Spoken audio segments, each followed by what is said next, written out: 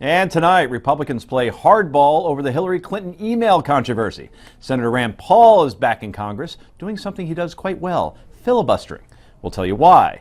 Rick Unger heads to the Ed Sullivan Theater to talk to Letterman fans and has the inside dirt on some surprise guests. We talk about all that and more, plus yay and nay. This is the Daily Wrap live from New York City.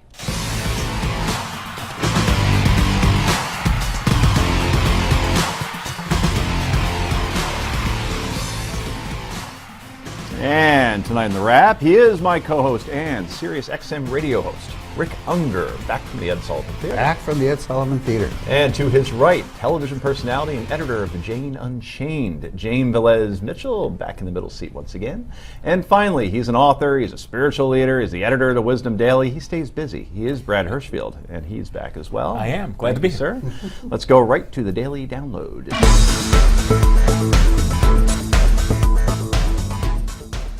And Republicans have a new tactic in taking on the Hillary email controversy. They're threatening to cut off State Department funding, and they will subpoena a longtime Clinton ally, Texas Congresswoman Kay Granger, who chairs a subcommittee that oversees State Department funding, tells The Hill that some money could be held back unless Republicans get more cooperation. Republicans have been trying to get more documents, including emails about the deadly Benghazi attack. Granger wasn't specific on where the cuts would be made, but a source tells The Hill that embassy security would not be affected. Rick, is this move politically savvy, or are we looking at the next Ken Starr moment of overplaying one's hand? You asked that question beautifully. It's ridiculous. I mean, and you know, it's not the first time. A few months ago, they did the same thing with the Pentagon when they weren't happy with some information they wanted there. I don't know how to break this to the Republicans in the House, but the Pentagon, the State Department, they don't just work for Democrats. They work for everybody. You want to shut them down? Go get them, kids, because this is going to be a lot of fun.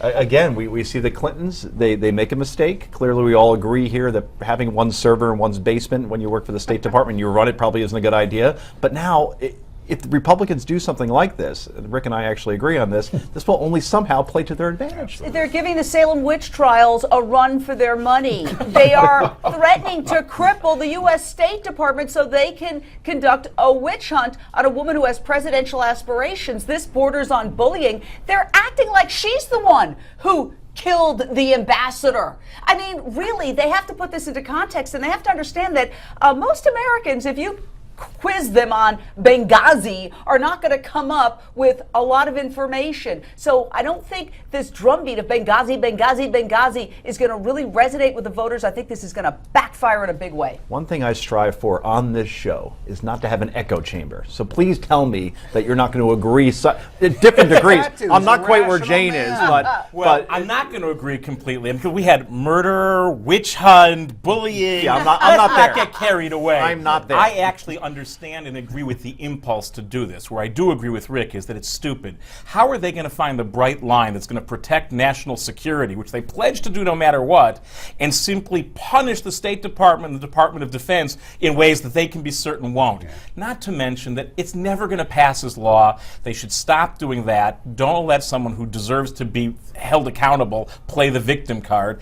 Get this stuff out there, find out the truth, and move forward. It just shows how frustrated they are. Yeah, it's showing, and there's so much time before the election. Yeah, it's great. Right? Love it. It's great. Listen to you. Love it. Great. I'm rooting for these sort of things here. Anyway, just yesterday, a federal judge ordered the State Department to speed up the release of some 55,000 emails. How does somebody send that many? I have to check my sent items box sometime. And then turn them over in a rolling fashion. The State Department's initial plan was to release all of the vetted emails by January of next year. Meanwhile, longtime Clinton confidant Sidney Blumenthal has been subpoenaed by the Benghazi committee. No surprise there. The New York Times reporting earlier this week that Blumenthal had written then Secretary Clinton a host of emails about Libya before and after the death of Muammar Gaddafi. Just yesterday, Clinton defended her relationship with Sid.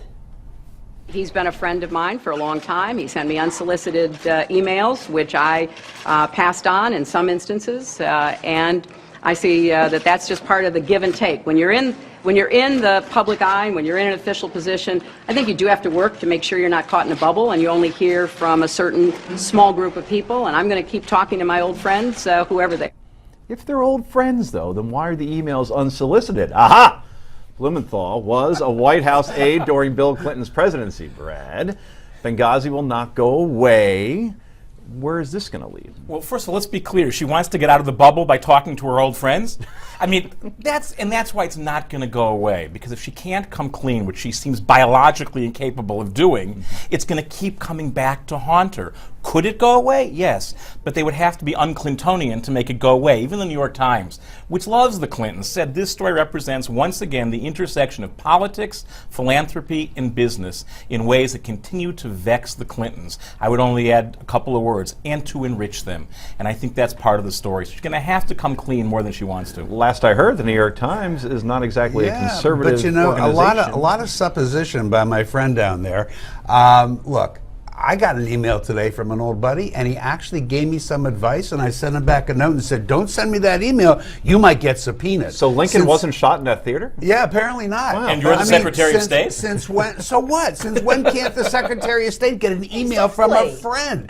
This is going one step Not just any too friend, far. a friend who wasn't even allowed to work for the State Department. That doesn't really matter. He's still a friend of hers, and he's a brilliant guy, by the way. He wasn't allowed to work for the State Department, not because of any history, because he was an enemy of the Obama people. They didn't like him because of the campaign. That's why. So this is all very, very silly. Republicans going one step too far again, ruining a good thing, but keep it up, guys. And talk about getting advice. What about Jeb Bush admitting that he gets advice from his brother? Why shouldn't he? Well, because his brother basically was the engineer of the most disastrous invasion based on false pretenses that Hillary Clinton voted for. Yeah, she voted for it, but she didn't. She wasn't the architect of it. So the idea that Jeb Bush, who would also like to be president, is getting advice from George is absolutely, I think, much more damning than Hillary Clinton getting advice from somebody who has a I actually don't agree with that. I'm with you on this one. Yeah. Get advice, get it from wherever you want, but here's the thing. Don't hide it on servers people don't know about.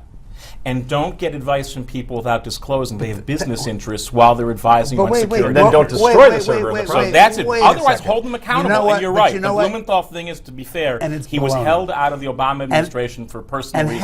And had she taken his advice and ordered people in the State Department to act on it, you'd be right. But she didn't. She passed it around to say, what do you guys think of this? And you know what they said? We don't agree with him, and that was that. Selective indignation. And speaking of Libya, former Obama Defense Secretary Robert Gates tells CNN that Clinton was wrong in her effort to oust Muammar Gaddafi. And the irony is that some of those who are the most critical of President Bush for not having a plan in Iraq after Saddam Hussein was ousted didn't have a plan for what to do in Libya after Gaddafi was ousted. All right, he said Gaddafi. We were debating during that soundbite whether it's Gaddafi or Gaddafi. Anyway, and with terror groups taking advantage of the power vacuum in Libya, Ambassador Chris Stevens and 3 other Americans were killed in the Benghazi attack that we all know about, a little over a year after the death of said Gaddafi. Rick, on one hand, Democrats criticize the ousting of Saddam Hussein. Now Gates is criticizing the ouster of Gaddafi. Can you equate the two? I don't know if I can equate them, but I actually think Gates is right. I think it's fair to point out, though, that Gates said that in the context of saying that he and Hillary Clinton actually agreed on almost everything when he was at Defense and she was at State. This was the one thing he disagreed with. You know, you got to look at what the result was, and it looks like he was right. So you're not going to be right on everything. What are you going to do? He also criticized President Obama for moving the troops out of Iraq, and I think the whole fundamentally flawed aspect of this is that we can control what's happening in other countries. Do you know how difficult it is to change one person? Think of a relative who may have a bad habit, but we're going to go in there and maybe many relatives. We're going to go there and engage in nation building and do democracy at the point of a gun. It never works, and it's a big mess, and it should teach us a lesson to stay out of it. The lesson can be learned on The Sopranos. Follow me for a second. I'm with you. Because everybody wanted Tony to take out the New York crime leader, right? And Tony kept saying, but we don't know who will replace him. And then sure enough, the guy who replaced Johnny Sack was Phil Lombardo, and he was twice as bad. So I think that's, whether it's Gaddafi, whether it's Hussein, bad people, but the vacuum can bring in worse. Look, you're right. And for all of the best reasons, we are deeply optimistic. But it turns out that kind of nation building doesn't work. Does not work, and I have a feeling we won't be seeing it anytime soon. Coming up next, Senator Rand Paul is Billy filibustering again, and we'll tell you why next.